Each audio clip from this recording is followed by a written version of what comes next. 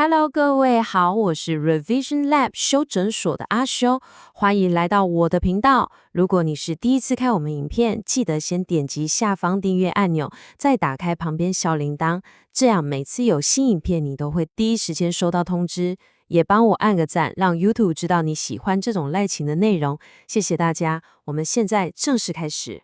好，我们今天要来聊一个听起来超级未来、超级酷炫，但你仔细想想可能会觉得有点毛骨悚然的主题——日本的社会5.0计划。日本政府把它描绘成一个几乎是完美的科技乌托邦，宣称可以解决所有最棘手的社会问题。但另一方面，有学者却提出严厉警告，说这根本是一条通往冰冷、失去人性的水泥未来的单行道。这两种想象是不是也太极端了？今天我们就来当个侦探，深入拆解社会5.0这份未来蓝图，看看它究竟是通往天堂的阶梯，还是地狱的入口。首先，我们得搞清楚到底什么是社会5.0。简单来说，这是日本政府在几年前提出的一个国家级的未来愿景，他们给它取了一个很响亮的名字，叫做超智慧社会。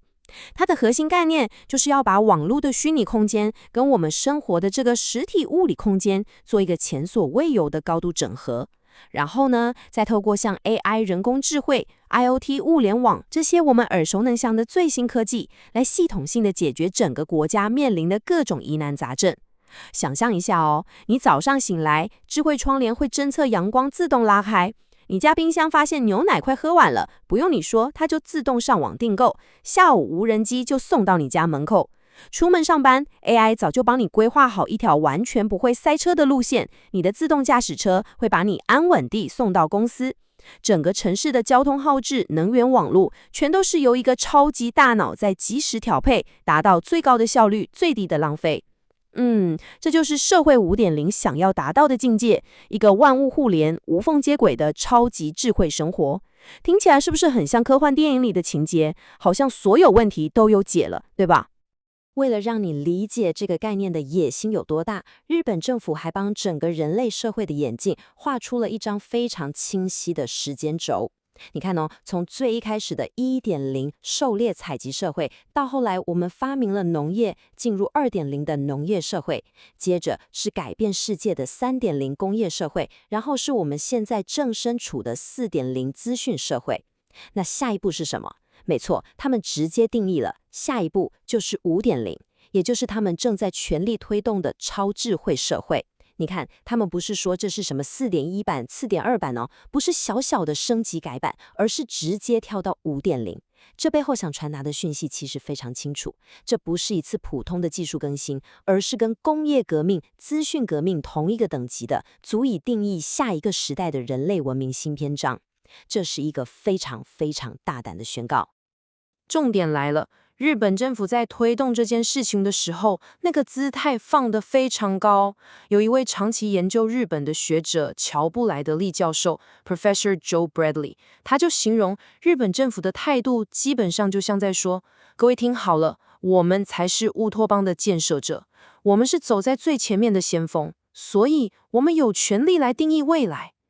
哇，你听听看这口气，一个政府直接宣称自己是乌托邦的创造者，这真的很少见，对吧？这背后其实透露出一种极度的自信，甚至我们可以说是一种技术精英主义。他们把自己定位成手里握着唯一正确蓝图的建设师，要从上而下地为整个社会设计好一个完美的未来，而不是由上而下地让所有公民一起来参与讨论，共同行塑。这一点是我们后面要反复讨论的关键。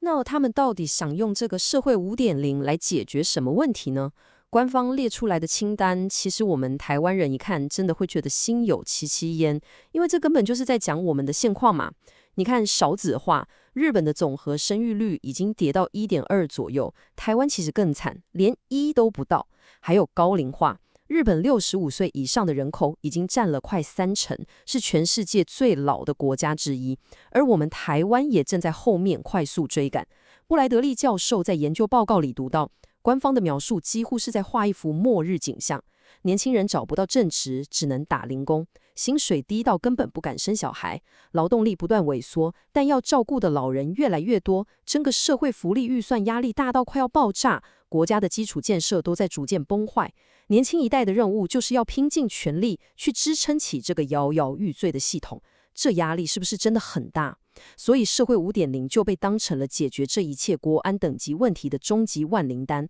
被推上了神坛。好，那日本政府画了这么大的一个饼，问题就来了。布莱德里教授抛出了一个最关键也最根本的质疑：科技真的能解决所有问题吗？这个看似充满希望的完美愿景，它的背后会不会有什么我们没看到的魔鬼细节？这就是整个争议的核心了。我们继续看下去。布莱德利教授的核心批判就围绕在这个词上面，科技万能论，或是学术上一点的说法叫做技术解决主义。这是一种什么样的信念呢？就是相信所有复杂的要命的人类社会问题，不管是经济、文化还是心理层面的，通通都可以被简化成技术问题，然后再用更多的科技、更厉害的演算法去解决它。我举个例子你就懂了，这就像是我们看到学生学习成效不好，第一个想到的不是去深入了解他的家庭背景、城乡资源的差距，或是整个教育体制本身出了什么根本性的问题，而是想说，很简单呐，我们来开发一个很酷的教学 App， 给每个学生都发一台最新的平板，问题不就解决了吗？这就是科技万能论的盲点，它会让我们忽略问题背后真正的根源，天真地以为只要有更快的处理器、更多的数据，一切就能迎刃而解。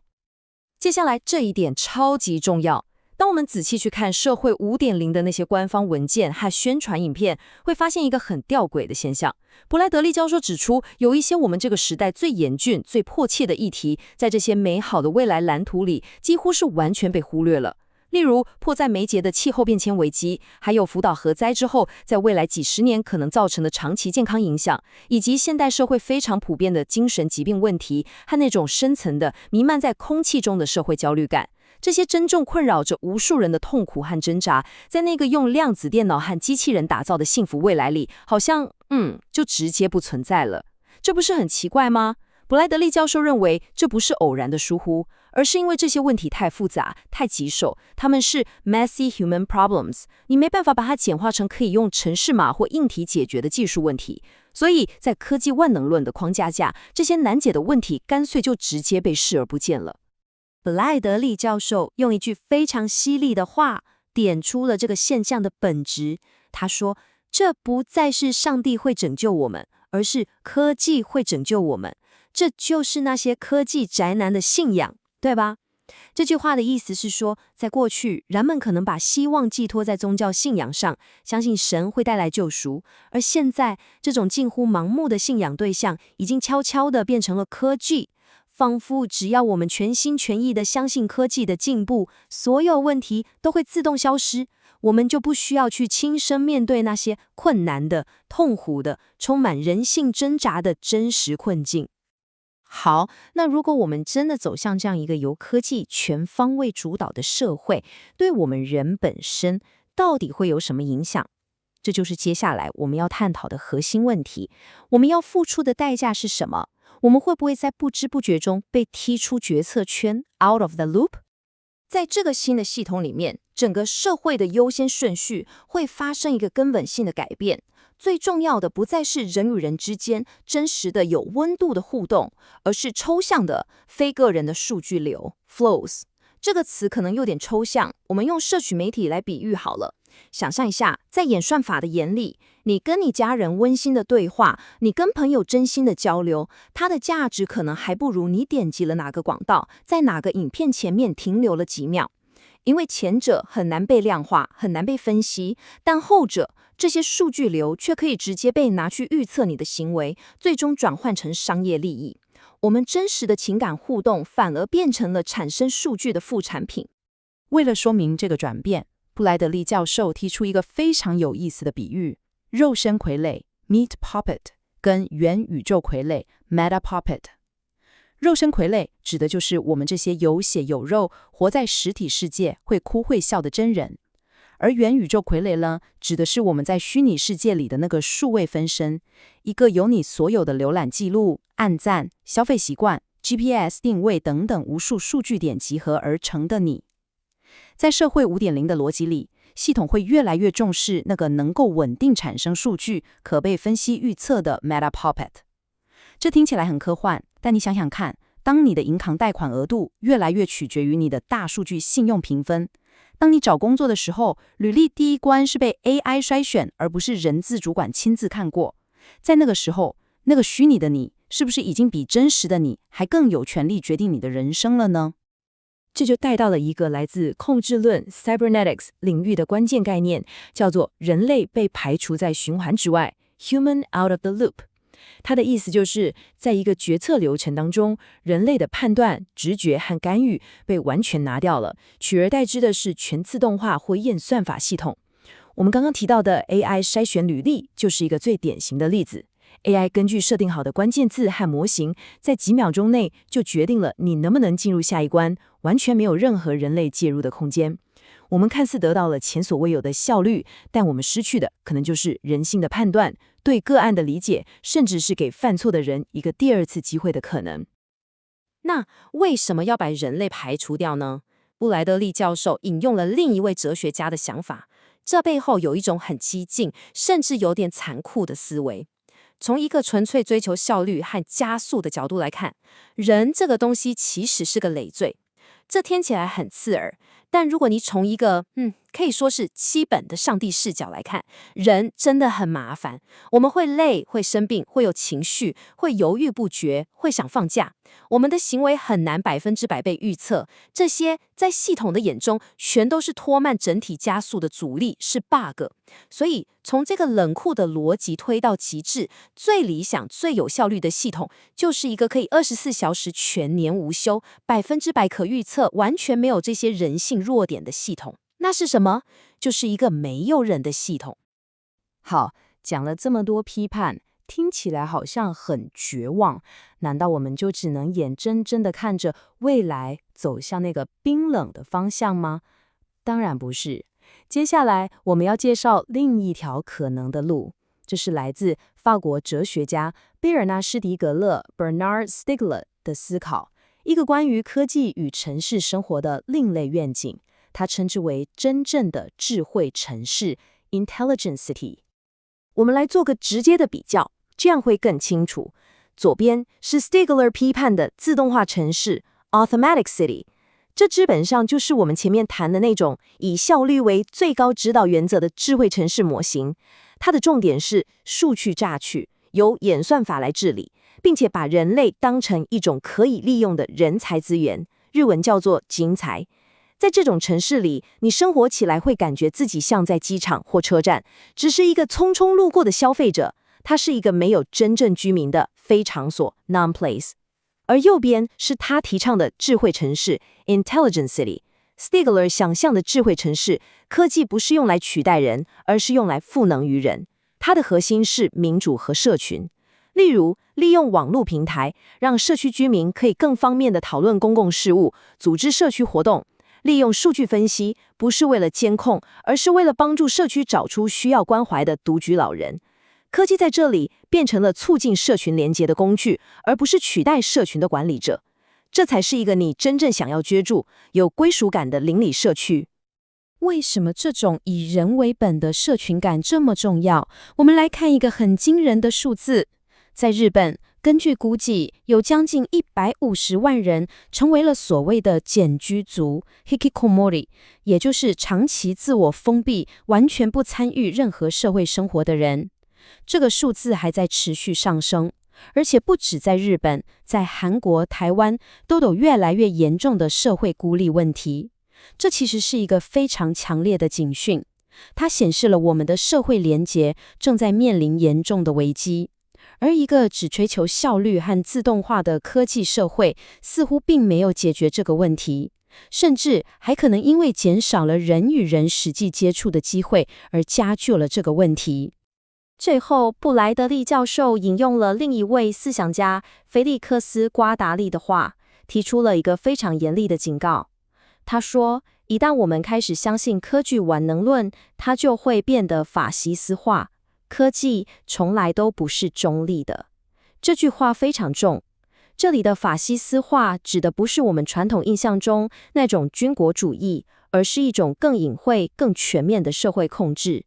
当科技的力量强大到可以预测、引导，甚至是直接塑造我们的欲望时，我们看似自由的选择，其实可能都已经在演算法的计算之内了。我们以为是自己在消费，其实是我们被消费。这是一种用速趣和便利性包装起来的新形态的温柔的控制。所以我们必须记住，科技从来都不是中立的。所以，这就带我们回到了最初的问题。布莱德利教授用一个强而有力的比喻来作为这整个批判的总结。他说，面对气候变迁这些巨大危机，我们常说有些人就像鸵鸟一样，把头埋在沙子里，假装看不见。但他认为，那些社会 5.0 的倡导者，他们不是把头埋在沙里，他们是把头埋在水泥里，也就是那些智慧城市的水泥丛林之中。而你是无法在水泥里呼吸的。我们的未来究竟是建立在充满活力的、能够促进社群连结的数据之上，还是会被埋葬在冰冷僵硬的、只有效率的水泥之中？这个问题值得我们每一个人在享受科技带来便利的同时，也停下来好好的思考。因为科技的发展是不可逆的，但它要走向哪个方向，选择权其实还在我们手上。我们是希望活在一个所有事情都被安排得好好的、高效但冰冷的自动化城市，还是希望活在一个可能有点混乱，但充满人情味和创造力的智慧城市？总结一下今天的重点。第一，日本政府提出的社会 5.0 是一个非常雄心勃勃的计划，他希望用 AI、IoT 等科技打造一个超智慧社会，来一次性解决少子化、高龄化这些国家级的难题。第二，但学者布莱德利批判这种想法是科技万能论，他不仅选择性地忽略了气候变迁、精神健康这些更深层的危机，还可能让我们在追求极致效率的过程中，付出被排除在决策圈之外的人性代价。第三，作为替代方案，哲学家斯蒂格勒提出了以社群、民主和人性关怀为核心的智慧城市概念，提醒我们科技的发展最终还是要回归到人的本身，让科技成为促进人类福祉的工具，而不是主宰我们的新上帝。今天的内容就到这边，如果你觉得这集有帮助，记得马上点赞、订阅、开启小铃铛，我们正在冲订阅，需要你的支持。我是阿修，我们下次见，拜拜。